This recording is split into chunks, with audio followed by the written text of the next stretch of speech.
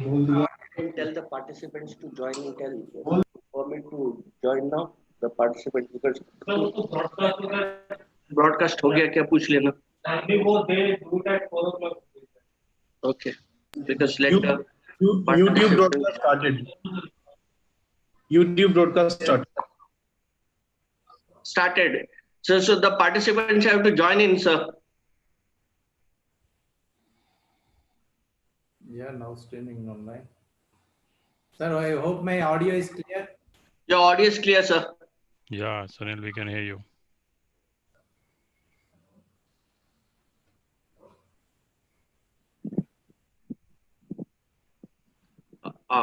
Attendees to all attendees. Okay.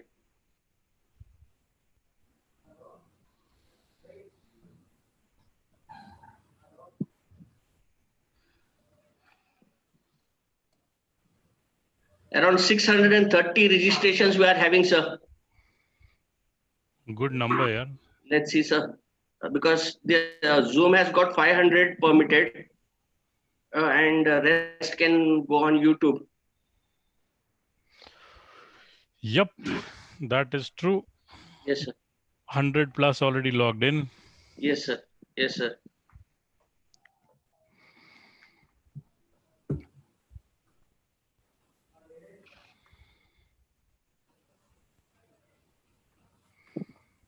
So you guys do aligners in college? Right now we are not doing aligners, sir. And Sunil sir only will be the best person to answer. Sunil, you should get them started, at least one case each, because yes, sir. the exposure actually is required. It is not as simple. The learning curve will still exist with whatever appliance that we use. Yes, sir.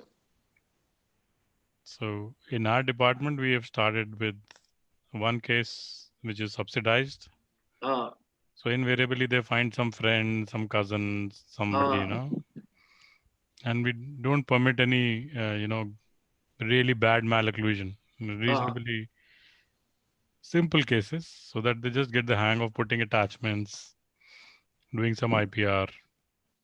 Okay. They have a general idea. I mean, once, 4 or 5 cases are going on in the department and everybody gets to peep in. So I think exposure is required more than anything else. Of course, everybody will practice whatever they do. So that we can't govern as teachers, but technology is changing too fast. Yes, sir. For the students and all we need to do, but for exams, how it is, sir? Exam, I've conducted a few and I've got it done in my department as well. We finished with our exams. We're going to have our undergraduate exam starting on the 11th of August. These cases So shall we start, sir? Absolutely, your call. Yes, sir. 85. Still going on. Hello and welcome everyone to today's webinar. Thank you for taking time out and being here today. My name is Dr. Gurudat Nayak. I'm the principal of Mansur Dental College, Bhopal, and I head the Department of Conservative Dentistry and Endodontics.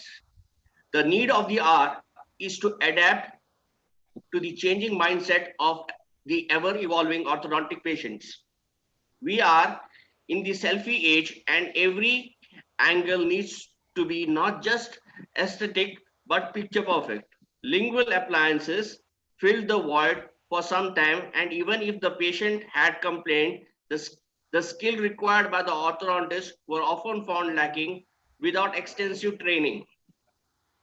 Special training and extended learning curve and dependency on lab, and not to mention the restriction and impairment of the patient's diet and speech, have aided the influx of aligner therapy into the armamentarium of new age orthodontics. The advancement in technology and predictability of results, at least with certain malocclusions, have today made aligner therapy a much more sought out mode of treatment. K-liner clear aligners combine orthodontic guidance along with the state-of-art German technology to provide the best aesthetics and comfort to the patient.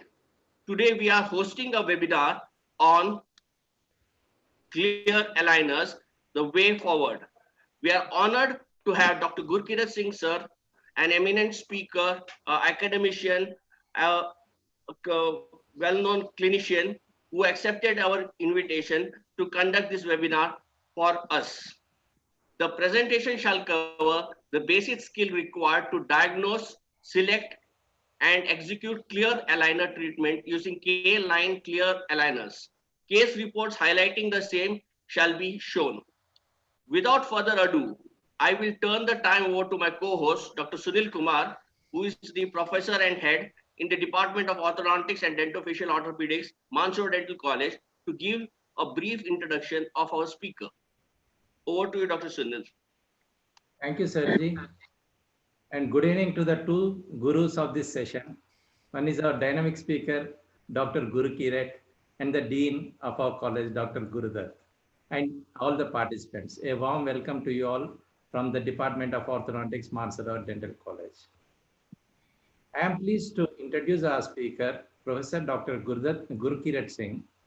He has graduated his UG and PG from Mangalore College of Dental Surgery, a constituent of Manipal Academy of Higher Education.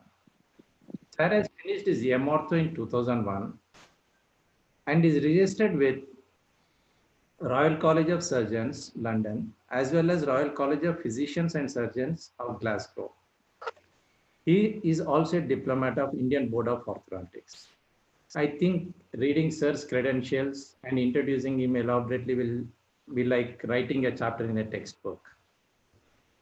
So, sorry, Guru Bhai, I'll be keeping it shortly.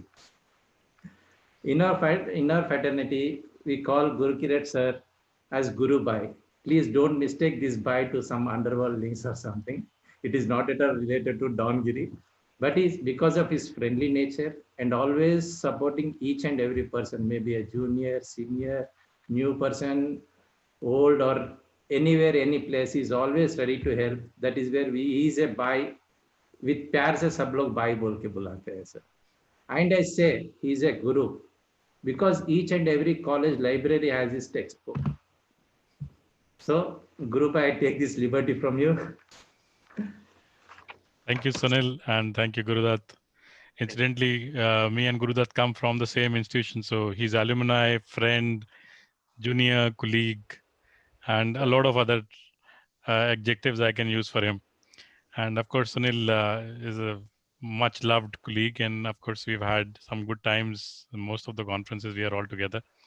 So, sir, let me. Yeah, sorry. Little more. Sir has authored textbook of orthodontics, mini atlas in orthodontics, the first full color textbook by an Indian author. He has contributed chapters to six books and co-authored books on varied topics, including TADs and fixed bite jumping appliances. We are proud that he has lectured in over 30 countries and has been a guest speaker at various national, international conferences and PG conventions. He is former editor of Journal of Indian Orthodontic Society. It's an official publication of Indian Orthodontic Society. He started his career in 1998 and now is presently working as professor and HOD in Sudha Rastagi Dental College, Haryana. Sir, he is also an executive member of Delhi Dental Council, Indian Dental Association, Dentistry Sectional Committee, Bureau of Indian Standards. Sir's area of interest includes customized orthodontic appliances, including clear aligners, TADs, lasers, fixed bite jumping appliances, and self-ligating brackets. Lasers are also included. We are pleased to have you here, sir. I would like to request all the participants, if they have any questions during the presentation, please type them into the question box in your control panel. They can also raise their hand and we will be pleased to let the participant directly talk to the speaker for any doubts. Question and answer session will be taken up at the end of this presentation. Without taking any much time, I would like to request Dr. Gurkirat sir to start the session. Thank you so much, Sunil. So We go there and we are ready to start. I hope the screen is visible. Sunil, can you confirm that, please? Yes, sir. Yes, sir. So we are all Yes. good. So I would like to take Yes. this opportunity to thank my dear friend Dr. Sunil and Dr. Gurudat, um, close friends, associates, colleagues, and of course, Gurudat and me go back about nearly 25 years, if Yes, not sir. longer. So, but today when we are all in a shutdown and lockdown and practices are suffering, so what do you utilize this time for? And rightly, we are utilizing this time to upgrade ourselves, our knowledge, our skills, and prepare ourselves to continue living and practicing with the corona pandemic around the corner. Okay, so always remember that we'll have to take these precautions at least for the coming year, if not longer, till we have a cure or a vaccine. And clear aligners, the topic of this topic for this webinar today is the way forward. Why is it the way forward? We will discuss a bit about it and a bit about K-line clear aligners. That is what I am using nowadays. So in India, we've been there since 2014. I've been using K-line clear aligners, and it is a German company. It's a pretty decent company, and it provides all that aligners are associated with. So that includes that they are almost invisible. Uh, they are, of course, renewable, and they are wireless because they don't have any brackets. Of course, all these aligners are made with CAD/CAM technology, and we have, the aligners fabricated in a sequential way, so that you go from 1 to 3 to whatever number of aligners, and this movement is built into it using a very indigenous software with proprietary rights for all companies, I'm sure. And now more softwares are available and more companies are in the market because of certain advantages that these aligners offer over other previously used and being still used orthodontic appliances. I'm not trying to say that this is the best appliance, but it has certain advantages over other appliances as we deal with the corona pandemic. And some of these include that you have the least number of visits for a full treatment. So always remember that when we see a treatment, when we used to do braces, we have a patient coming in practically every month, sometimes maybe twice in a month, and sometimes maybe once in 2 months. But the frequency of appointments is definitely more with braces as compared to aligners. Then another thing that we are today bothered about is aerosol generation. And when we are utilizing aligners with whatever attachments, whatever company it might be, they produce the least amount of aerosol during placement as well as during removal. Also remember, if we are in a lockdown, we had a lot of complications and there were urgent treatment required, and sometimes an emergency was created because of a appliance breakage or a wire which was poking, which is not so when we are using aligners. So those kind of emergencies are totally taken care of, and they don't happen when we are using aligners. Also remember that these actually don't have too much of an impact if you miss appointments. I'm not saying that the treatment can go wrong, but if your patient is cooperative and is wearing his or her aligners regularly, there is very less chances that the treatment will go out of hand, or some things will really go wrong um, if you are using this particular appliance therapy. With the aligners, we have a chance that we can do remote monitoring. We can also have patients clicking their stage photographs, and we have other softwares and apps which we can utilize to see how the treatment is progressing. The best part is that you can see every progression and it is predetermined. And I personally feel that a lot more aligner cases are likely to start now after the advent of corona as compared to before, previously, when we were in good, healthier times. So that is why I call this the way forward. So the most important thing for any aligner company is to submit a case. So you need to know what steps are followed and how you can go about it. So always remember that all the aligner provider companies will provide you with a portal access where you will upload the case. So the first thing that you need to do if you're using K-Line Clear aligners is that you have to go onto this website and register yourself. And this registration is based on your email ID. So there's very few things that can actually go wrong with this. It's one-time thing. You can change the password. You can actually send the simulation to your patient. You can do a lot of things on the site itself. But what is most important is that you have to submit also elastomeric impressions of your patient or a scan. And scan files are usually STL.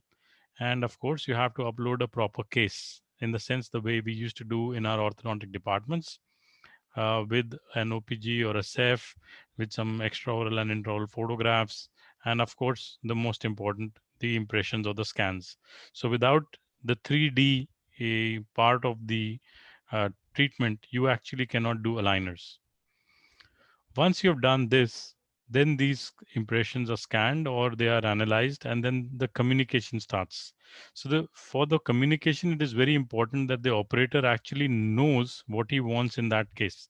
So you have to have a treatment plan or a treatment goal which is already mentioned there, and then there'll be certain things that the technician who's working with you will tell you that, okay, this is possible, or this might require some additional appliances or some adjuncts to the aligner therapy. And will your patient be open to it? Because certain patients that you treat, which was before the pandemic, were mainly adults, and they were mainly people in social where they had to face the public, and they did not want braces to be seen. But no longer. Now I personally feel that aligners are going to become more to the forefront, primarily because a lot more malocclusions are possible to be treated, and we don't need to see the patient more frequently. So that decreases the risk of the patient moving in and out of your practices, going out of the house, and getting into infected environments. So few things that you need to understand is that not only do you need to learn how to use it, also that you will have a learning curve with any new appliance. And so you need to start with cases which are relatively simple and then move to something which is more difficult. Once you communicate with your technician, he's going to upload a 3D simulation. Now, the simulation is very simple. It shows you everything in all planes. You can remove gums, you can remove individual arches, you can see them from different views, and it will also have the IPR report. Because when you talk about gaining space, you have various methods with which you can gain space, and then you can also add IPR as one of those methods of gaining space. So most probably, and most importantly, IPR is something that we use more frequently with aligners, primarily because everything is scanned and we actually know what the Bolton discrepancy might be between the arches, and we need to clear that out before, during the treatment, or before we start with the aligner therapy.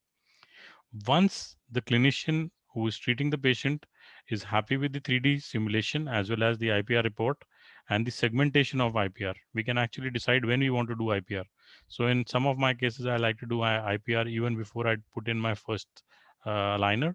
And in some cases, I might get alignment done slightly better and then do IPR on certain rotated teeth.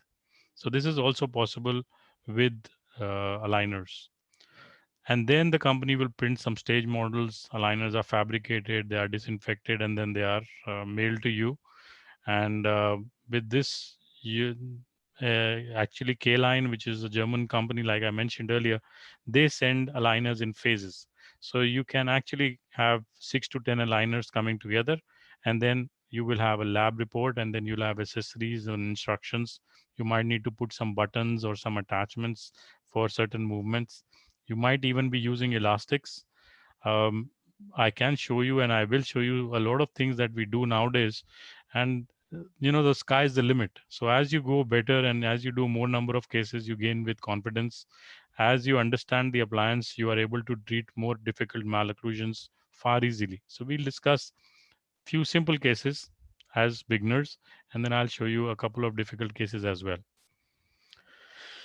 So this is what the site usually looks like. So you have the home thing, and then you have something for the patient, and as well as you have a lot of data here. You have a lot of articles there. you have some videos, and you can even ask for videos from Digital 32, which is the service provider for K-line aligners in India. So the most important, of course, is the accurate impression, and you need to know how to take a two-phase impression. So you really need to have putty in between and then a lot of light body. And of course, either you put in some spacer, or you add in remove some putty and then take another light body impression with it. So these impressions are very, very important, and they need to be very, very accurate. This is how your impressions should look. So you have a full layer of light body all around, and a bit of putty is visible sometimes, but need not be. The last molars should ideally be included, and they should be bubble free. They should not have any tags. They should have enough time for them to set, and the margin should be visible at least 4 to 5 millimeters beyond the gingival margin. The gum line should be visible because sometimes your aligners are gonna actually come uncover over the gums. So once you've done this, you need to submit a bite, and the bite has to be in an elastomeric material, not wax, because sometimes when you courier it, and especially in summers, if it is hot, it is likely to distort. So always make sure that it is elastomeric bite that you send along with your impressions. Of course, the OPG and the CEF are mandatory. The OPG in particular is very important because it helps them understand the kind of bone loss or periodontal status of the patient, which sometimes, our photographs might not capture accurately. So once you have these, I always send along a good set of photographs. They need to be cropped properly. And of course, it also shows that I need to change this particular slide because here we have, slightly angulated photographs. And the extraoral photographs, especially if you're planning retraction, because that is something that you need to be careful with. You have to make sure that you have proper photographs for the technician to understand the case properly, and you need to write detailed notes as to what you want done. So, and then comes the diagnosis and the case selection. So whenever we talk about orthodontics, we talk about diagnosis, and the most important stage of any treatment planning in any specialty is the diagnosis. So you cannot neglect the diagnosis part of your case. So once you've decided what you want to achieve, you need to know if that case is a good candidate for aligners or not. So don't think that an orthognathic case will be treated straight off. You're going to start your first case as a all four extraction case. No, it doesn't happen that way. So you like when we allot cases to new PGs, we give them some spacing cases, some minor rotational cases, and then go to a Bimax case. Similarly with the liners, there is a learning curve. However short and small it might be, the more experienced the operator, the better the results in due course of time. So this is an article that I quote very frequently from James Ma. He writes very frequently in dental economics, and he also writes about practice management. So he also recommends that you start with simple cases. And these cases, as we were discussing even before we started the webinar with the faculty of Mansarovar, you need to start with simpler cases primarily so that you learn the basics of impression taking, of attachment fabrication, of IPR, and then gain from that experience and then apply it to more difficult cases. Once you have learned from these cases, there is a comfort level and there's a confidence to progress from there to further more difficult cases. So that is something that I truly believe in, that there is a learning curve, however simple the appliance might seem to be. So examine the cases thoroughly, identify the movements that are beyond the limitation of aligners, especially changes in posterior occlusion, large amounts of space closure, sometimes difficult to achieve, and significant amount of expansion. So if it is an RME case, it will remain an RME case. Don't think that you will convert an RME case and treat it just with aligners. So I do a lot of Marpe, which is very simple nowadays to put in a screw assisted, screw retained RME device, and then you gain that space. And once the space is established, it is far easier to manage malocclusions. Always remember that interproximal reduction, however easy it might look in papers, but it is not as simple as it looks to be. So you will require some experience when you do cover large amount of interproximal reduction. Might not be easy to do, especially in one go. So always remember that it takes initially, your aligner time takes delivery time takes much longer because you have to do attachment fabrications and you have to do some interproximal reductions, which take time. And sometimes it is kind of difficult for the patient, because when we talk about aligners, we try to give a picture that's just simple, just we'll take an impression or a scan and we just deliver the aligners. It's not that simple. It does have its pitfalls, and I'm sure that as you go deeper um, into working with aligners, you will be able to kind of overcome these in a very short phase of time. Also remember that severe crowd rotations and deep bites are difficult to clear, you know, and treat totally with the liners. So you might need adjuncts, and these adjuncts actually increase the range with which they can work. So that is important for you. Always remember what is an ideal case to begin with, and this is what I have again mentioned here, that a fully erupted dentition you should have for your first few cases. A mild to moderate spacing of 1 to 6 millimeters or a mild to moderate crowding of 1 to 6 millimeters is ideal for a beginner as a first case.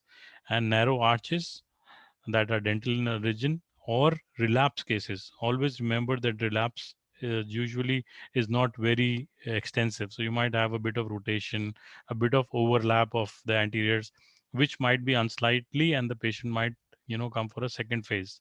So it's easier to sell aligners also to patients who have already undergone braces, because nobody likes to wear braces twice. I mean, if I had the option of wearing aligners today, I would take that option, even though they might be more expensive to me.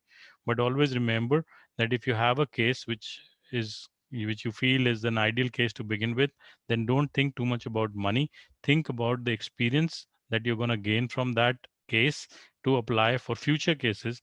And even if you have to break even with this case, it might be worth it, because the patient will be easier to convince. But that is only for initial cases. After all, don't forget that what we are doing is a profession, and we still have to feed our kids as well. What can we do nowadays? We can do everything. I mean, practically everything. We can do all cases with extractions, deep bite cases, orthognathic cases. We use a lot of adjuncts like class 2 distalizers, carrier distalizers, attachments, TADs, that are temporary anchorage devices like mini implants, and expanders. We use a lot of stuff. I mean, you can actually mix and match with fixed braces as well, and there is no big deal. There is no limit to your using aligners once you know what they are capable of delivering, and also once you know what you desire from that particular appliance. So what are attachments or engagers? You would be hearing these words very frequently when you're talking about aligners. So let me show you what they look like. So this is what they look like. This horizontal, or you can make that out. These ones are vertical. They can be horizontal. They can be ellipsoid. They can be various shapes. They can be actually customized to provide you a particular kind of force on an individual tooth. They might be two on one tooth itself. So these are basically protuberances of composite that we prefabricate on teeth. Nothing fancy, but they need to be accurately placed. And you should understand why you're using these. So once you have decided that you want to place some attachments, you will get a template. So template is nothing but it just gives you where they are going to be placed and how they're going to be placed. So always remember that you do not discard the template. It's something which is very important and might be required again. It's more like an indirect bonding tray that you get with your lingual or labial setups that you get done. So once you do that, you check out where all are the attachments, mark those areas out, put the attachment template into the patient's mouth and see if it fits perfectly. There should not be too many gaps. And once you've located them, the teeth as well as the number of attachments to be placed, you need to use some fumous powder and remove all the plug or whatever cuticle layer that you have on top. And then you go ahead with normal steps that you use for bonding composites. So that includes an etch using 37% phosphoric acid. You etch for 20 to 30 seconds. And once you've done your etching, you wash and dry, and you have to have a frosty appearance.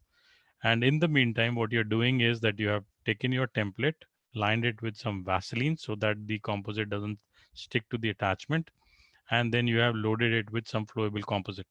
I like to use a posterior flowable composite because I have all the shades, and the shade matching makes the template, the attachment look more aesthetic.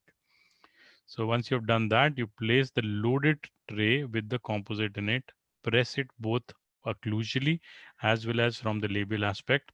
Press hard and use a fast light cure. So if you have a 3-second light cure, that is ideal. Otherwise, you'll take some time and there is more chance that saliva will flow through. So you light cure it from various directions, ensure that you have got a good curing and the composite is in touch with the tooth, otherwise it will not stay.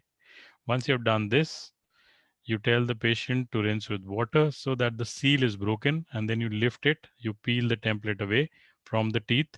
And usually I advise that you break the seal from the labial, but you peel the template from the palatal or the lingual aspect. Palatal for the upper, lingual from the lower. Once you've done that, you remove it, make sure that there is no excess of composite. If you have some flash, you should take some composite finishing burrs, remove the flash, and make sure that you don't touch the proper surface of the attachment. So that is very important. Don't distort that and just remove the excess. Then you deliver your first set of aligners, check the fit, and make sure that your patient is comfortable with it. It's not impinging anywhere. So, and then you give your instructions and just say goodbye to your patient. So your attachments are there and they need to remain on the teeth throughout the treatment. So that is why you don't discard the template that comes along for the attachments. In case the composite fractures during the treatment, all you need to do is cut the template for that individual tooth, reposition it, and follow the same steps. Don't try to remove, or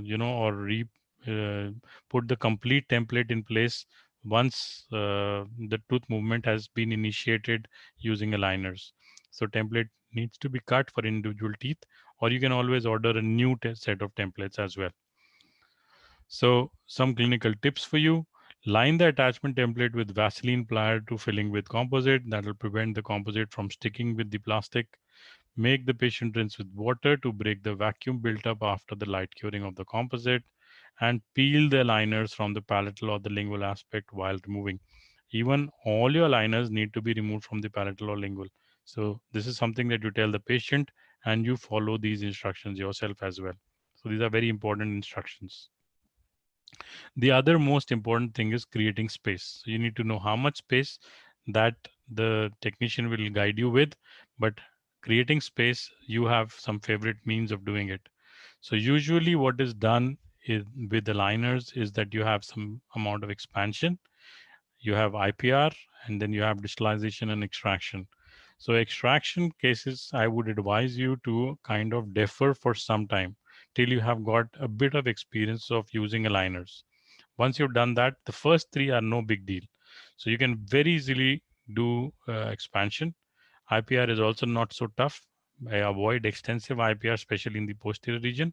But once you get the hang of IPR, I find that IPR is one of the easiest modes of uh, creating space. And then distalization. So 1 to 2 millimeters of distalization is very easy to achieve with aligners alone without any adjuncts. But if you want more distalization, then I would advise that you use carrier distalizer. Carrier distalizer is gaining popularity also because it's a very sturdy and relatively hardly visible appliance. And we have a fiberglass version also available, which is very, very aesthetic in patients who are really conscious about the aligners. So always expansion is the simplest, and we have a chart from Steiners and Ricketts. I'm going to show you that. And always remember that expansion in the anterior region will cause proclination, whereas in the premolar canine region will give you a lot of space. So always ensure that you have your treatment plan in place before you actually go ahead with the space creation. So you can also do staged expansion, in the sense that I prefer to give my expander prior to taking my impression. So by getting that expansion already in place, I have the space when the liners actually come through. So it's your choice. But remember this diagram, this is a very nice figure which I carry in most of my lectures. So if you increase the intercanine width, you get 1:1 space. So 1 millimeter of expansion will give you 1 millimeter of perimeter. But if you expand in the first premolar region, you'll get just 0.75 millimeters. And if you get in the second premolar region, you get 0.5 millimeters for 1 millimeter of expansion. And in the molar region, you just get 0.25. So molar expansion is likely to be unstable as well. So you have to be very, very careful as to where you create that space and how you proceed with your treatment. So these are certain things. This particular figure will tell you also that if you procline your teeth, you get, for every 1 millimeter of proclination, you get 2 millimeter of arch length. But IPR gives you 1:1, and so does distalization. And you can always do even unilateral distalization. So there is no dearth of combinations that you can use. But this is how we do IPR. We always take carborundum strips, and you can use a complete strip or you can use a holder for the strip. So it depends on what you prefer. But this is where you begin your IPR using strips and you finish your IPR using strips, and they better not be too corrosive so that they don't leave dark or deep wedges on the teeth. So there should be less scratches, and you have to kind of smoothen out these scratches to ensure that you don't get interproximal caries. So these are the strips. You can have single-sided one, double-sided one. You can have various widths as well, 4 millimeter, 6 millimeter, and you can have various coarseness also of it. So you can have smooth ones for which we use for polishing, and then you have the coarse ones which might actually be used for. Another instrument that we use is the IPR gauge. So this gauge is very, very important. You should know exactly how much space you have created, and that is used by measuring these.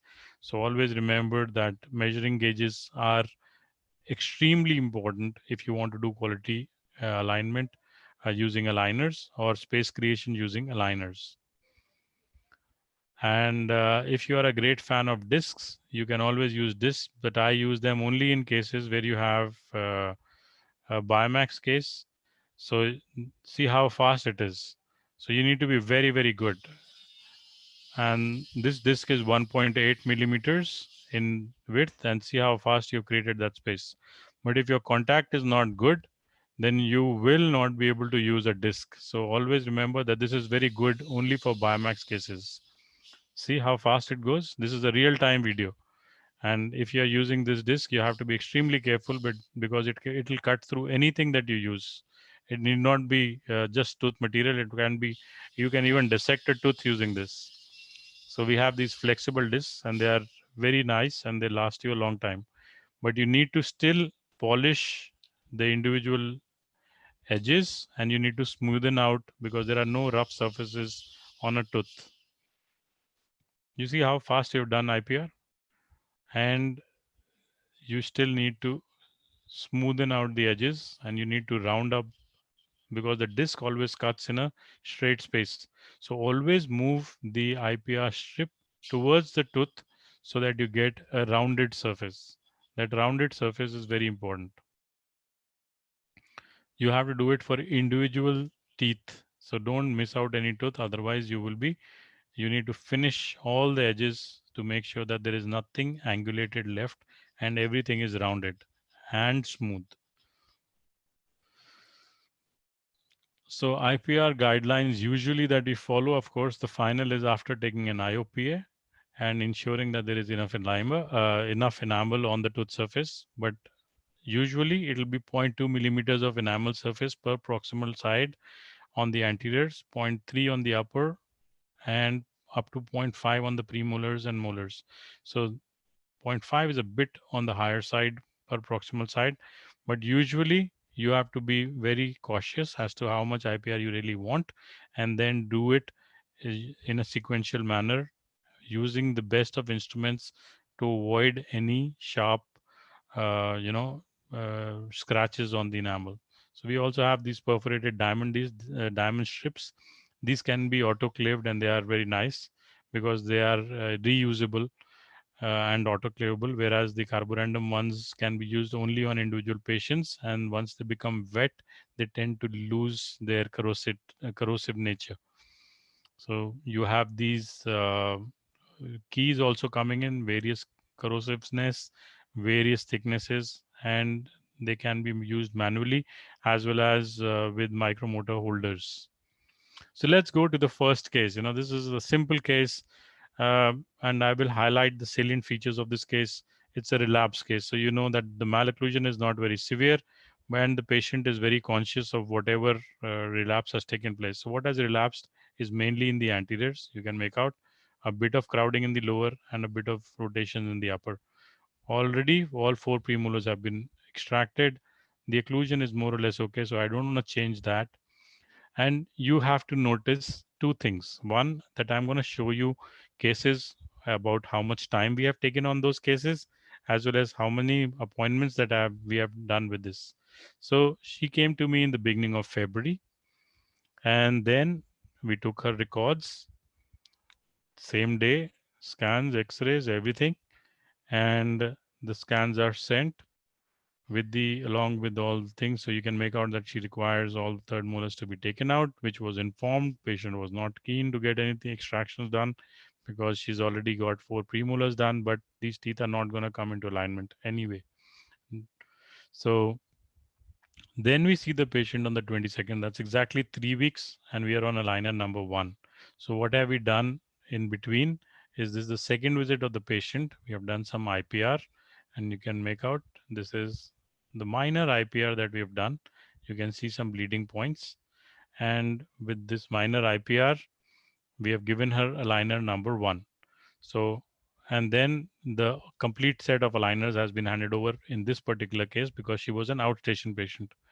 And then she comes to me in the month of July. So she's carried home 12 sets of aligners.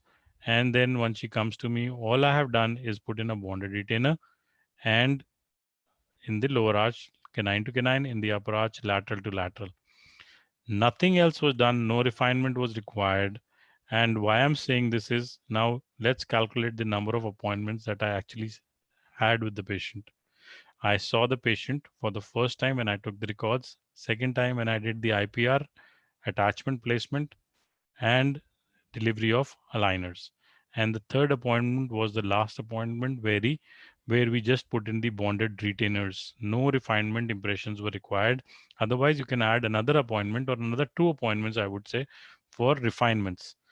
But in this case, we did not require it, and the patient was seen only 3 times. So if we were having corona, this would have been the best way to treat a patient because we are hardly asking the patient to visit us in the practice.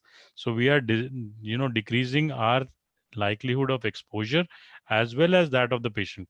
So this is why I say that the aligners are the way forward, because you will be seeing your patient very less number of times and still achieving quality results. So this is what she looks like. She's very happy, delighted to go back to her college without anything, and none of her friends actually came to know that she was getting retreated. So another case, diastema with peg laterals. So now this is the case, and you can make out there's a big diastema there and the peg laterals. So he doesn't like the diastema. So when I looked at it and examined the case thoroughly, he has a class 3 tendency, and we told him that, see, we have to treat you completely, we'll have to do something in the lower arch as well. But the patient was only concerned about the midline diastema. So we did what we are good at. We told him that we're going to put in some veneers on the laterals, and we'll just kind of compensate the malocclusion by building up the laterals. So that's exactly what we did. Single arch treatment, only upper arch treated, and again, very few appointments. And this is how he looks like, and these are the laterals which were built up. So when you look at him intraorally, we've got components here, two composite components here on the laterals, a bonded retainer, of course. We always put in a bonded retainer following aligner therapy.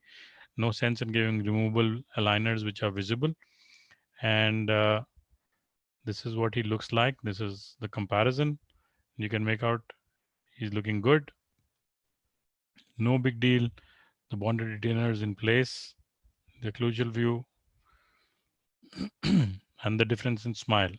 So you can hardly make out the components actually give such a natural feel to the teeth that you can hardly make out if they are original teeth or components. So coming to the next case, this is a crowding case treated again with K-line clear aligners. This was a case, this was more like a challenge case because this lady had gone to a couple of other colleagues of ours and they had told her that she cannot be treated with aligners. So the only thing that we guided her when we started off was that she has this particular root which is mesially inclined. So uprighting a root to this extent is not very easy, especially in a short phase treatment. And I like to keep my treatment below 1 year. So the lower crowding is the most difficult movement as far as I'm concerned to achieve because these teeth are very small and the control that you achieve on the lower anteriors because of their conical roots is very difficult. Whereas this is no problem. Opening the bite, intrusion is not a big deal. Up to 1.5 to 2.5 millimeters of true intrusion is very easily accomplished using just aligners. And I'll show you if it is more than that, what you need to do. So this is the lady. She is herself a medico and she was practicing in a distant city. And she came in because only thing she came to us was that you can do aligners for me or not, yes or no. So once we said yes, we went ahead, gave her aligners, and we did a lot of IPR for her, and some expansion was planned. And this is 4 or 5 months into treatment, and you can make out that there is still some space. So in this case, we did IPR in phases. We were not in a hurry to start everything together. So this is second phase. You can make out we've done some more IPR. Teeth are getting better. And this is when she is around 8 months into treatment. You can make out the attachments here, big long attachments because we are trying to distalize and create space in the front. So this is 10 months into treatment and you can make out that she's just doing fine. Absolutely, she's on course. This is the stage when she came to us about 14-15 months into treatment. This was a time when I would have liked to take my refinement impressions, but by that time she had opened her own setup in Rajasthan and she was not likely to visit Delhi again. So she said, no, just go ahead. I can live with this minor crowding in the lower arch. And we put in her bounded retainers and we said goodbye to her. So you can make out the bite has opened up. The alignment is much, much, much better. And the root inclination has not improved but we had warned the patient that this root inclination would be difficult to achieve. And she's absolutely satisfied with that. And this is what she looks like, the big improvement in smile. And of course, you can make out some amount of proclination and some amount of intrusion, and definitely alignment is there. So you can make out this is like 16 months of treatment and reasonably very good results, I would say. Only I would have loved to, align this tooth better, but she's on bonded retainer, so it's not going anywhere. But the big bite opening you can make out, that is important. The bite opening and the alignment of this tooth in particular, the lower 4-1, you have managed to get what we set out to do. You can make out the gingival height, the incisal height. Everything is as I would want it to be. If I had it my way, I would put some veneers and, take out these edges as well. But she was very satisfied with her smile, so we didn't do anything. So this is a 15-year-old girl and we're using aligners for her. And you can make out, see this divergence. She's a class 3 patient. So she has, just a very, very super class 1 kind of a thing. And the divergence and the midline diastema, the low crowding, some amount of tongue thrust. So everything added on and she's young. So there is no age limits. Okay. So if you think that you're going to do actually aligners for only adults, no, you need not. In this case, we are treating a 14-year-old with aligners. So there's no big deal. As long as your patient is cooperative, that is the most important part. So we go ahead, we put in the aligners, and you can make out we have attachments on the molars and the premolars.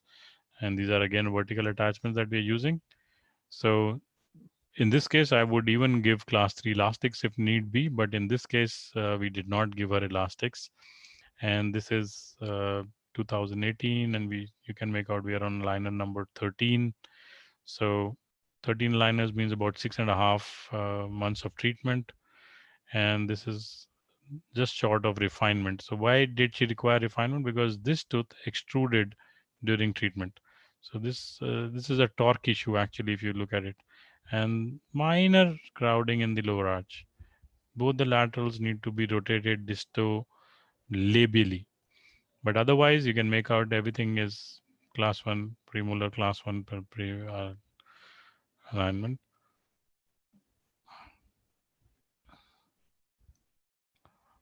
So this is what she looks like at the refinement stage, and this is post-refinement. So you can make out we've managed to get perfect alignment, bonded retainer in the lower arch. Everything is fine. A bit of settling is required in the molar region, but that will fall into place. So she's so young that we told her to have chiclets and to come back just for a checkup every 3 months. So now I haven't seen her because she's not been visiting for some time, but she's just perfect as far as I'm concerned. The midline matching, the alignment, the uprightening, everything as per protocol that we would want it to be. Coming to a crossbite case, so this is a young dynamic CEO of a company, and she was bothered about this canine, which was in crossbite. Her botheration was only this, whereas my botheration was multiple. She had a tongue thrust, she had a large tongue, and we knew that we can correct this, but the tongue thrust was the major issue. But the thing in her favor was good occlusion, and everything was nice and settled, so we could actually manage to do what we set out to do. This is the OPG of the patient,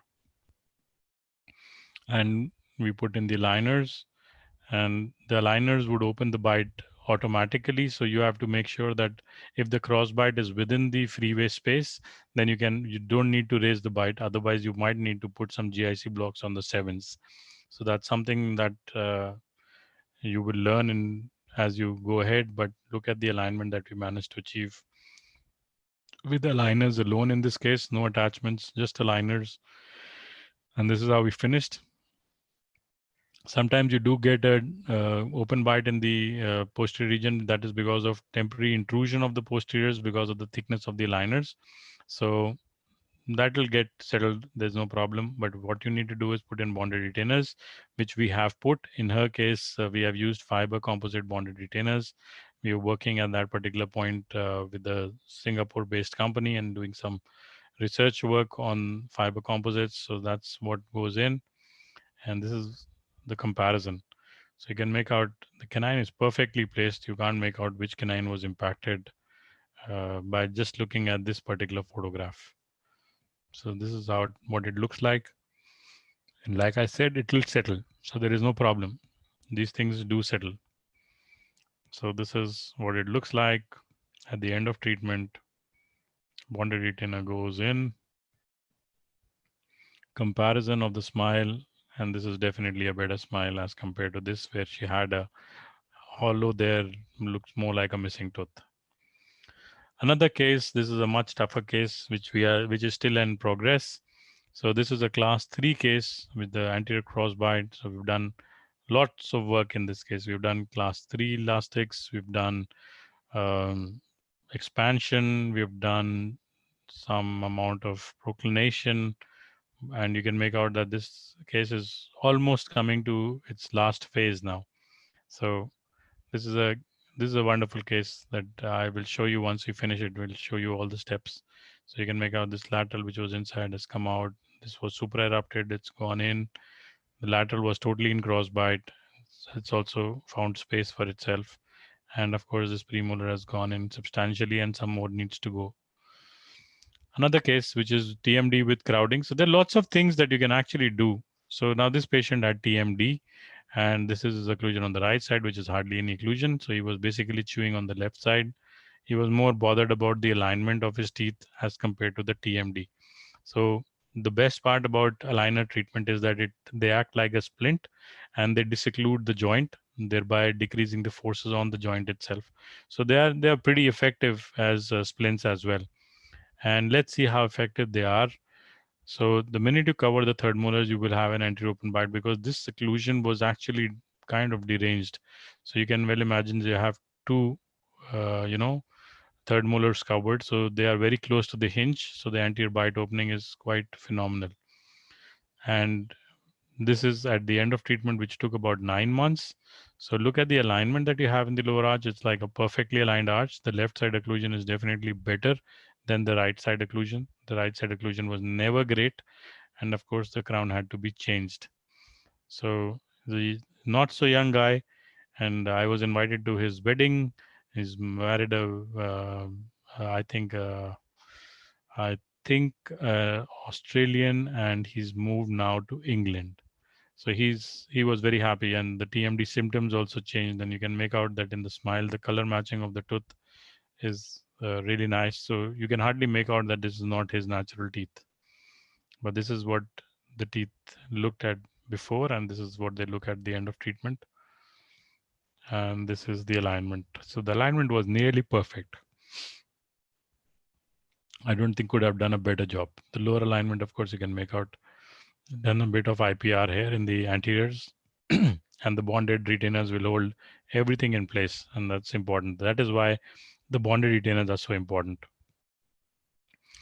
Let me show you another case. This guy is again a medico, and his wife is a dentist, and she's my colleague. So she didn't like these two teeth after their marriage. So women anyway try to change some things in their husbands. So she was very, very adamant that no, I don't like these two buck teeth, just intrude these. So this is the mechanics that we used. So again, just very few aligners were actually provided. We didn't need to provide him very many aligners. So this was like a 4 or 6 months treatment. That's about it. And you can make out that there are buttons here, which are fabricated with composite, and these are two TADs. And with the TADs, you were able to intrude these teeth very easily and see just what happens in the end of 7 months. So this is like perfect alignment when you look at this teeth and you look at these teeth. Big difference. So this is the difference, and this is true intrusion, because there can be no proclination, because the aligners actually hold, the teeth, and they are being pushed vertically up because of the TADs. So this is very, very simple and very effective mechanics. And K-Line is the only company which actually permits you to use TADs along with the aligners. So this is something which is very unique for this particular company. So let's take another case of interdisciplinary. This is a very nice case, and this is, I think, the second last case for today. So this guy comes to me, and he's an expat living in India, and he's planning to go back to his native country. And he wanted he didn't like his smile, so he wanted things to settle down. Now, when you look at it, it is actually peg-shaped lateral hair and no lateral hair.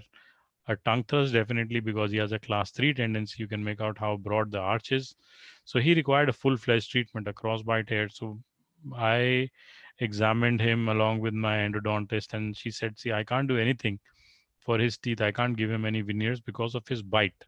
So what was decided was that we will retract his lower teeth and give her a positive overjet to work with, and then we will go ahead with the alignment or the veneers actually. So this is what he looks like, and this guy, you have to, we did only lower aligners, we did lower IPR, put in lower aligners. We didn't want to touch the upper teeth because we're not planning to change anything. The veneers and the caps will take care of everything else. So we went ahead, and this is just short of about 4 months into treatment. And then in June, he tells me that, I need to leave early, so you will have to work faster. So we just increased the IPR, and we got him a positive overjet, and then we gave him some what do you call it, Emax crowns and Emax veneers. So you can make out 1 veneer, 2 veneer, 3 veneer, 4 veneers, and 1 crown here, and of course veneers on the premolars as well. And these are monolith crowns because we were running short on time, and these teeth were root canal treated. So a lot of amalgam fillings, old amalgam fillings, not done by us. Bonded retainers in the lower arch, a positive overjet, a positive overbite, and see the change in his smile. So this is the kind of smile that I actually feel that, if we are able to deliver to all our patients. See, these photographs are for clinicians, but this is what the public sees. So when you look at his photograph in comparison, there is no comparison with what he had come in with 6 months before and what he left with in about 7 months with us. So this is what you're capable of doing practically invisibly, and what shows is the smile, and that is what gives you the referrals and the cross referrals and the way to go forward. So this is what the difference was. So this is some great aesthetic work and a combination interdisciplinary work. So that is why I always say that you cannot ever be complete unless you are able to involve your colleagues into it and other specialities into it, so that what you deliver actually comes forward as a perfect result.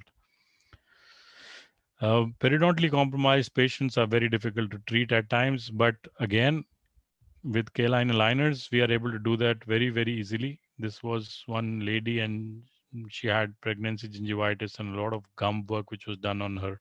So we told her that you might lose this tooth, because that was the kind of lack of bone support that we had, and see the kind of results that we were able to achieve. This is just short of refinement stage. I'm just putting this because the movement planned for periodontally compromised patients are very slow. The forces exerted are very less, and yet you are able to achieve great results. So the upper arch was near perfect. You can make out there's some minor spacing. We are trying to get these teeth more close. So we're going to remove more material around the, closer to the contact point, give them more broader contacts before we finish this case. So what is the conclusion? The conclusion is very simple. You need to diagnose right, because your patient deserves it and your reputation depends on it. So know what you do and do it well. So for that, you will need some additional training. You will need some guidance. Don't hesitate to be afraid to ask people for help, because we all learn from each other's experiences, and that is the best way to learn, is from sharing your knowledge. The only way to improve is to make an effort to learn, and no one else can do it for you. So you have to improve your skills irrespective of how you do it and at what age you do it. So trust me, guys, I was practically 15 years into practice before I was even introduced to aligners. So we have not reached where we have reached without trying new things. We were trained on beg, and today I don't think I've started a case of beg for maybe 10 years of my life. So it's just what you learn and how you utilize the newer technologies that matters. And with the pandemic on, please understand that you need to restrict the number of visits that you have and the patient has to make to you, and you have to restrict the number of patients that you can actually see in a day. Otherwise, the viral load that you might be exposed to might be very high, and you need to take care of yourself as well as your staff as well as your families. So be genuine, do less work carefully with all precautions, and try to do the best for your patients with the limited means that we have as of today. Thank you very much. And you can contact me. You have my email ID and you have my mobile number. I prefer to be contacted on WhatsApp rather than calls. And anybody has any questions, we can go into that. Thank you again. I'd like to request Dr. Abhishek Jain to kindly moderate the question and answer section. Dr. Abhishek, can you please on your video? Yes. Thank you so much, sir, for such a wonderful presentation. And we have got some questions from our participants. So first question I'll read out. Can we use only lingual attachments throughout the treatment, and how does that changes the mechanics? I would, the software that we are using nowadays are not having lingual attachments. Only very few attachments are put lingually, especially with the liners. For most of the companies, there are no lingual attachments. So I don't think you can actually change or shift completely to lingual attachments. Thank you. The second question is from Dr. Muskan Dubey. She's asking, are clear aligners as good as metal braces? Muskan, I'll give you a very frank answer. The reality is that no appliance is complete and no appliance is best. So every appliance is as good as its operator. So if you know how to extract the best out of aligners, you will do a great job. But if you don't know how to do a great job with braces, tough luck, you will not be able to deliver the best for your patient, irrespective of the appliance. So please understand that no appliance is the best. It is the operator who needs to be good to deliver the best results for his or her patients.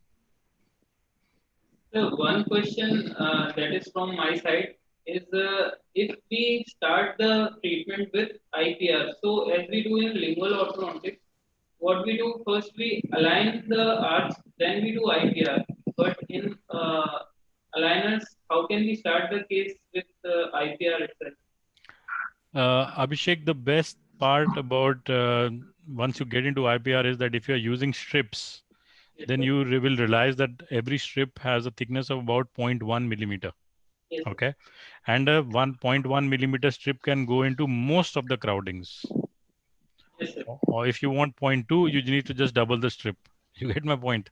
So uh, I don't know. I have not mentioned here, but I lecture also on something called 4D orthodontics. So the first part is diagnosis. Second is creation of space. Third is application of force. And fourth is retention. So you don't apply force till you have space. Yes, sir. This is the cardinal rule of orthodontics, which we have forgotten. So ever since NITI came in, we just put in engage NITI and flare everything. Yes, sir. Whereas when we used to do beg, we used to first create space. It could be by extraction. In those times, it was all four most of the time. And then we used to apply vertical loops to move the canines back and get the laterals aligned. Remember? I don't know Yes, how many of our generation people actually practice. But the basic fundas were very, very clear. You don't apply force till you have space. You have to have some IPR done prior to your first movement being planned. It might not be a complete IPR, but it will be initiation of IPR prior to starting treatment, irrespective of your malocclusion. yes, That is true. That is sir. true. So then the next question is from Dr. Sameer Pathan. How much would be the difference of costing and number of aligners between simple and the complicated cases? Uh, Pathan, I think it will be about double the cost. So if you are doing a single arch treatment, which is sometimes less than 4 months, it might be as less as 24,000 plus taxes. Whereas if you're doing a 1 year plus treatment for complete upper and lower arches, then it might be as much as, or maybe a 2 year treatment would be as much as 80,000 with K-line aligners. So plus taxes. So there's a big, huge difference. But I do not like to treat patients for more than 1 year because of compliance issues, especially Indian patients. So I prefer to use 1 year treatment modalities, which is on an average about 65,000 rupees, which I find is definitely more affordable than any of the high end aligner systems that are available in the market. And being a German technology, it's predictable. So I've been using this for like now, this is the 6th year running. So I can actually show you cases which are 5 year follow up. Then, sir, the next question is what all attachments do you use for various tooth movements? See, the attachments are quite a few, but don't get into what attachments you need to use because here the prompting is done by the technician. They will tell you that we need to use this attachment to get this movement. Your only call would be if you want to use something additional like class 2 or class 3 elastics, some buttons which will aid movement. So I always feel that the orthodontist needs to take the guidance, at least initially, regarding the movement. So that is why we have like I am a consultant to K-Line Germany. Also, I take lectures for them. So a lot of cases, what we do for our Indian orthodontists is that you can WhatsApp me your photographs and stuff like that, and I can initially, at least, I can very conveniently guide you. So there's no big deal. I mean, I'm not going to try to steal your patient. I definitely don't know your patient, and neither can you take my patient from my practice. But initially, if you have, see, we did a lot of hit and trial, try to understand. But today, because you have seniors in the market, and the communication has become so much easier. Initially, everything used to be, a postal mail. So you write a letter, wait for the response. It is no longer like that. Now it is WhatsApp. You just send me a WhatsApp, 15, 20 minutes, you get a response in a yes or no. This is a good case or a bad case. What will be the duration? And you know if it is worth treating it with aligners. So the beauty of aligners today is the communication part. You can do it on the mail, you can do it in video, you can go to Google, you can do it on whatever. I mean, various means. Then the next question is from Dr. Kaveri. She's asking, do we have to avoid certain food and drinks while wearing the clear aligners? I did not get that. Do we have to avoid? Avoid certain food or drinks while wearing the clear aligners. Absolutely not. Just remove your aligner and eat and drink whatever you feel like. That is the beauty of the aligner. And do we have to keep it in water like the other appliances? No, you're not removing it for long enough duration. So you get a case for your aligner case, take it off, put it in, eat your meal, rinse your mouth and put the aligner back. Nothing else. Very, very simple. Then the next question is from Dr. Angel Rose. She's asking, what are the aesthetic options for extraction space during liner therapy? Okay, now that is a very good question, Angel. Now, what we do is, if I have a all four extraction case, I actually tell them to give me a shape of a tooth there. And then depending on the case that I'm treating, I'll put some cold cure acrylic of that shade in that, mold, so that it doesn't look very conspicuous. And that is very commonly done, especially when we are doing a lower anterior extraction case. So it is very aesthetic. It is like giving a Pontic on a lingual appliance, right? So it works wonderfully well. So then the next question is from Dr. Shweta Kaushik. She's asking, are the results of clear aligner is permanent? Oh my God. Shweta, nothing is permanent. Even our permanent teeth are not permanent. So you have to have your retention protocol very much in place. Don't forget retainers, and don't forget that they are always long-term, irrespective of what appliance is being used to correct the malocclusion. Then the last question, the next question is, I think the continuation of the last question, can aligner be used as a retainer and for how long? See, K-Line gives you one retainer free. But my experience tells me that, whatever material you might use, no retainer lasts made of, what do you call it? A plastic material. It can be anything. It can be a Essex or it can be whatever. So you will have to give, I usually give a nighttime, wrap around, or if it is an extraction case. Otherwise, I just put in my bonded retainers. That's it. I don't do anything fancy. Yes, sir. Sir, there are a few more questions. They are coming up continuously. So, can I ask them all, or should we stop Please at feel any point free. of time? I have time. I have a lot of time. I have the whole evening for you. Abhishek, if there are any repeated questions, you can guide them. Yes, sir. The next question is from Dr. Aditi. She's asking, what are the things that can go wrong during aligner therapy? Aditi, basically your patient needs to be compliant. If your patient is compliant, there are very few things that can actually go wrong.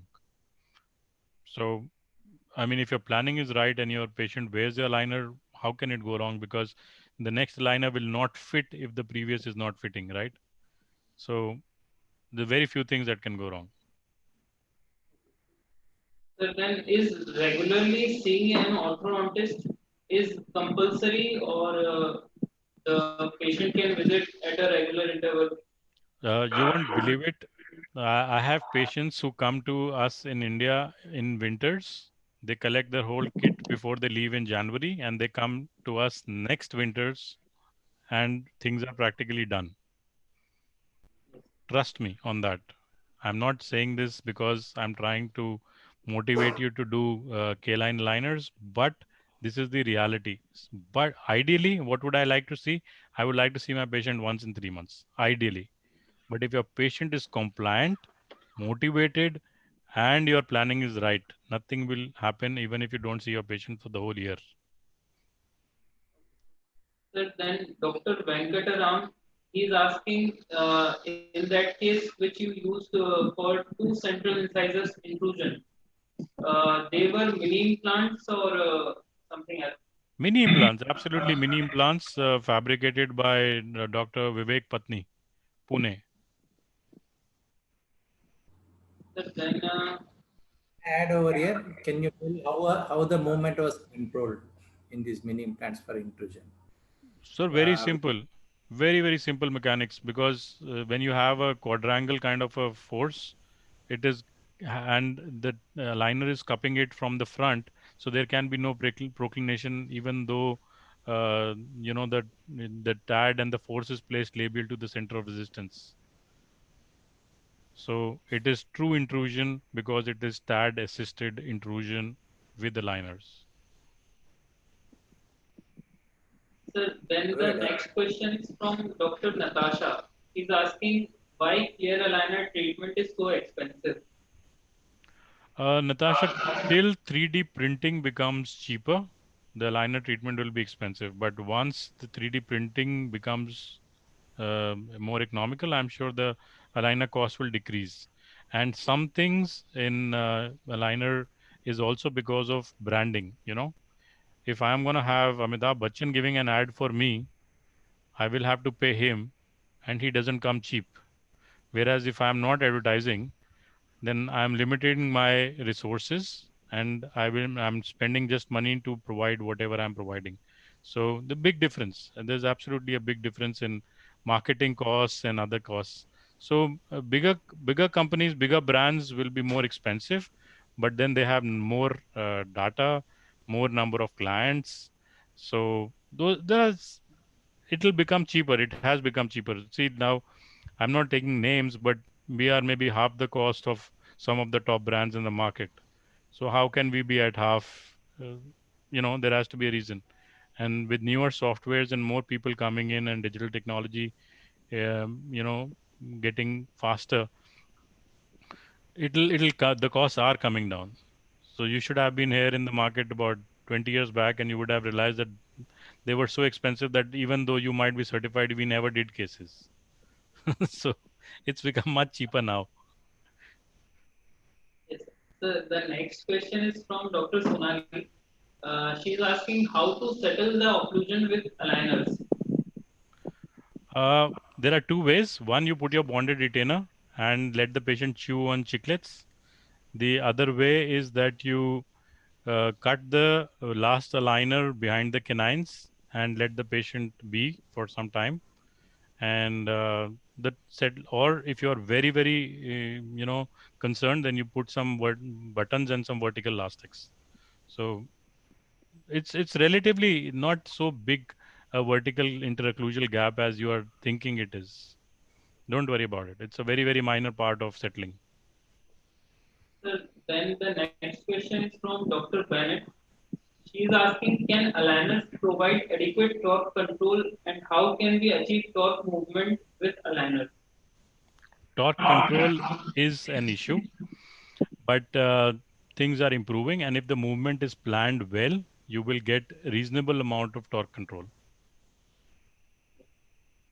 So then the next question is from Dr. Pallavi. She is asking, can we use clear aligners in all types of cases? Yes, Pallavi, you can use clear aligners for all types of cases after you have done about 10 or 12 cases which have given you enough experience to overcome the learning curve that is associated with any new plans. Then the next question is from again Dr. Bennett. She's asking, can clear aligners provide long-term stability in anterior open wide cases? Um, Actually, a lot of clinicians prefer to treat open bite cases with aligners because they have an intrusive force on the molars, just by the virtue of their thickness. There is no mechanics involved there. But always remember, remove the etiology. So if the patient has a tongue thrust, get rid of the tongue thrust before you do anything fancy. Sir, then the next question is from Dr. Vaishnavi Gupta. She's asking, can we expand the arches with aligners? Yep, you can. Why not? Some of the slides are up. Yeah, the extent matters. Absolutely, the extent matters. So, see, I'll tell you something. If I was to do a case and it requires, say, 4 millimeters of expansion, so what I will do is I will actually give a NITA expander, expand the arch, and then take the impression for one simple reason that will decrease my treatment duration. If I decrease my treatment duration, it decreases my lab cost.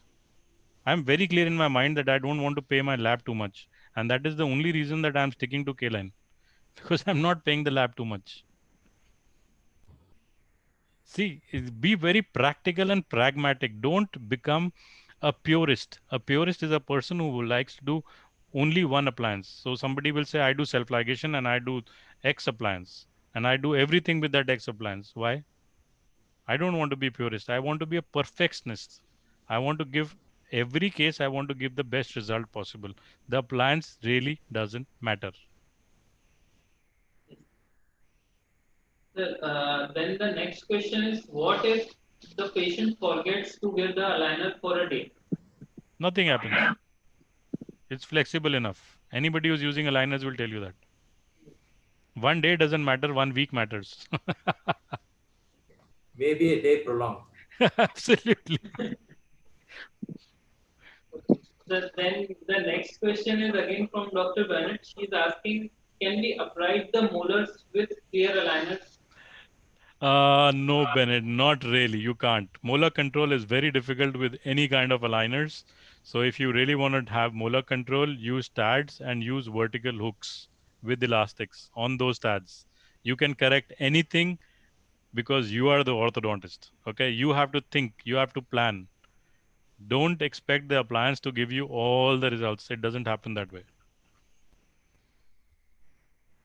Then the question is coming from Dr. Shobit. He's asking, is there an option of EMI for aligners? Maybe for the patient, not for the clinician, unfortunately. Something from Guru side. See, the thing is that we have, actually, I'm being very frank, K-Line has very strict guidelines for giving to institutions. And the discounts that they offer to institutions go up to 50%. So if you are actually getting something for 20,000-30,000 rupees and that also a German product, I think you should seriously consider using them in college so that you know, if nothing else, their limitations. And always remember, when we go and pay somebody to attend his course, we are actually investing in our education. Similarly, when you do your first 4 or 5 cases, it is an investment in your education. It is not that you are doing that to make money. You are learning from each case that you do. Sure. Sir, then the next question is coming from Dr. Varun Kumar. It is, how long does aligner take to straighten teeth? And is it possible to switch from braces to aligners? Oh, wait and see. A lot of patients are going to switch from braces to aligners because nobody wants to visit your practice. So they come, they say, okay, just remove our braces. And then you tell them, okay, I can do this with the aligners. It's going to cost you X amount extra. They say, okay, take your scan now and courier me the aligners. K-Line has a provision where they are doing for next 3 months there is no attachment and no IPR planned for cases. So it is practically they are doing alignment with some expansion, and some rotational correction will take place for the next 3 months.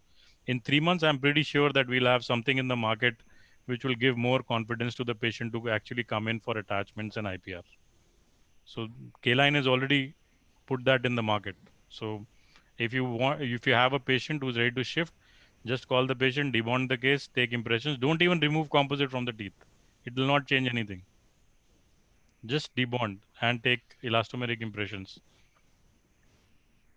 So then the next question is there any particular contraindication for aligner therapy?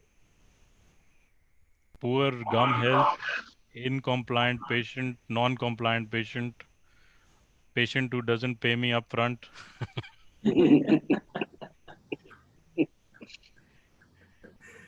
So then the next question is coming from Dr. Feza. He's asking how to correct posterior occlusion and can we give aligners in single tooth adjustments? Yeah, Feza, you can. There are pliers which we can adjust. Actually, you can put in some additional rotations without going in for refinements. So it's not a big deal. See, first, my request is only that rather than thinking too much about aligners, you have to mentally prepare yourself that I am going to start doing aligners. We went into aligners because we did not have good labs when we were doing lingual setups. That was our reason of going into aligners. To set up fabricate a hero setup and then make wires and indirect bonding trays. It was too cumbersome at whatever price the patient might be paying. Now this is far easily available. A lot of lingual good labs are available now. That is why if you look at today's scene, the top 5 lingual orthodontists in India are today the top aligner consumers of India. I mean, just go onto Facebook. And I'm not in that category. I'm not that good with lingual. I was never good in. I did lingual in college. I am sure Guru that would vouch for that. That I have, and Sunil would know. I have the own. There are only 2 publications of BEG lingual appliance in the JIOS, and the first one is from Dr. Vinod Verma, who did my treatment, and second one is mine with Dr. Surinder Shetty sir as the guide. So we did aligners in PG time, which was like 25 years ago, man. So lingual appliances were there 25 years ago. And since we were not happy with the results that we were delivering, that is the reason why we took up aligners. Aligner is not a new technology. It is new technology in India, but not in the world. It has been there since 99, 91, in fact. Sir, then the next question is coming from Dr. Aruna Doku. She's asking you showed one patient with TMD. So in that case, we opened the bite for some time. But what about for a normal TMJ? Opening a bite for almost a year, will it affect TMJ in any way? And there's something called a consent form. Just take a consent form that I'm not treating your TMD. I am just treating your malocclusion. If it worsens, I am not responsible. No, sir. See, Suppose if no. a patient has a normal TMJ, then opening a bite for that long time, will it affect it? You are removing it for function, so you don't have to worry about it. Okay. Sir, then the last question for today is optimum age group for aligner therapy, sir. I prefer young adults and really old adults in the sense that not my oldest patient incidentally is 85 years old. Okay. She is the only patient for whom I change every set of aligners. I'm not joking. I have a publication for a 63-year-old patient, but unfortunately or fortunately, this 85-year-old patient I could not see because of COVID now for nearly 4 months. Otherwise, she last visited me was in Feb end. So I changed every aligner for her, and she came to me and she said, Dr. Singh, this is the complete payment. She paid me by check. And she said, I'm paying you in advance so that, even if I don't turn up the next time, you don't feel bad about it. And I'm at an age when I still want my teeth to be well. And she has a full complement of teeth. She doesn't have a single tooth missing second molar to second molar in both the arches. And she's 85 years old. So it's not, there is no age limit. It is only the motivation of the patient that counts and the gum health. If the gums are healthy and the patient is motivated, then you should have the training or the mindset to treat that patient. With what you treat is your ball. I am not going to advise you as to how and when, but if you have a patient and she's asking for treatment, I would not say no. I should not say no. That if I have to say no, that means that I am not trained enough to treat that patient. But young adults are the best patients because they are earning today, MNC culture, they are on Facebook, they are on Insta, they are on this. Anybody says, your smile doesn't look good, bingo. Reach the orthodontist who's available. Sunil sir, you were saying something. I wish every one of will have patients who will pay in advance only. Yeah, I mean, most of my patients don't. So I have taken up that IDA has launched with Aditya Birla Group a finance scheme for patients. So I don't mind. I mean, I'm okay with that. And it is IDA certified. So I think the patient also has confidence that, if the dental association has launched something, then it should have some credibility. Yes. Sir, I think then one more question, sir.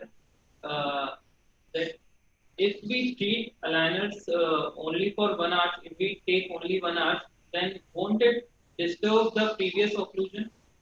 Absolutely, Abhishek, it will. The beauty of it is, I think Chavi asked this question. Yes, sir.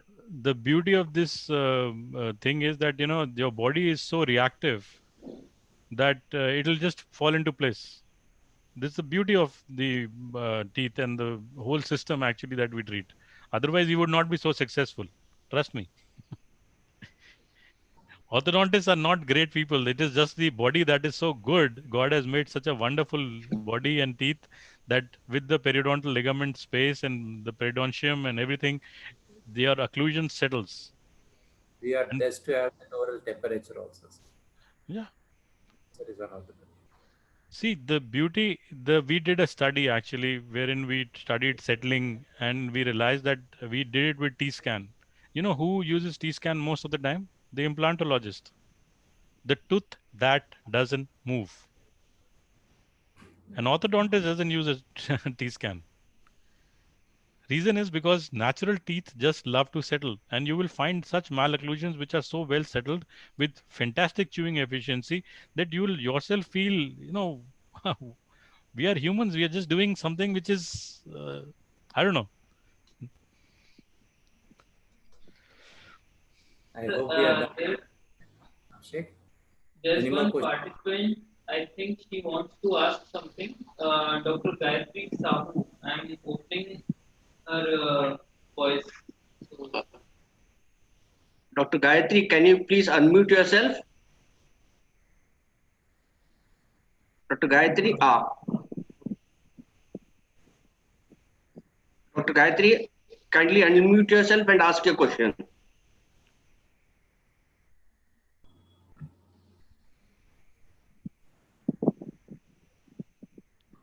Dr. Gayatri? I think she is not able to connect.